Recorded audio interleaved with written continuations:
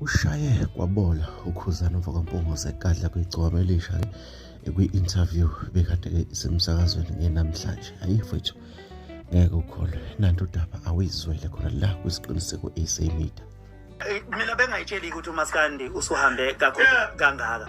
Nanokuthi nje bafowethu aselikhulumeni iqiniso, sometimes izinto kanje zibulala lento ukuthi uma umculi kaMaskandi kuze uzothola ihit kumele uze uyopika abaculi abakwamanye ama-genre abahitayo bese ukhanda ihit yakho uzoshaya imiliyoni. Ikhanda nje lento ukuthi sewuMaskandi siyakwazi ukuyimela, singaxotshwe nagogo, singaxotshwe namchilibana, uyabona, siyakwazi ukuyishayela amamiliyoni ethu, siyakwazi ukunyakaza oManqoba Mnqithi, siyakwazi ukunyakaza ohlalo obeRichards Bay, abantu abaprominent.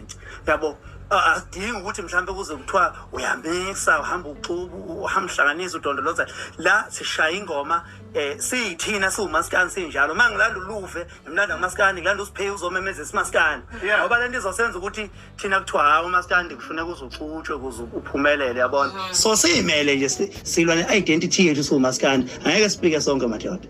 Nenza ingoma la ethakasela kakhulu abantu Njalo-ke indaba bafowethu-ke mina ngifuna ukuzuvula ukuthi uthini-ke ngalolu daba-ke likaKhuzani Mfokampunguza-ke laphana ukuthi adalabheke umthandeni-ke ngalolu hlobo. Sikhumbule icokama lizange limdalabhe kwi-album, kukhomba ngathi liphumile kuyena, kodwa-ke naNkuzane ekhombisa ukuthi-ke lento yama-features kamthandeni ney'ntokazi akayizwa kahle. Bafowethu, yilo udaba lolu. Yilo udaba lolu. Anike Mpawule nami ngizwe ukuthi nithini ukubona kwenu.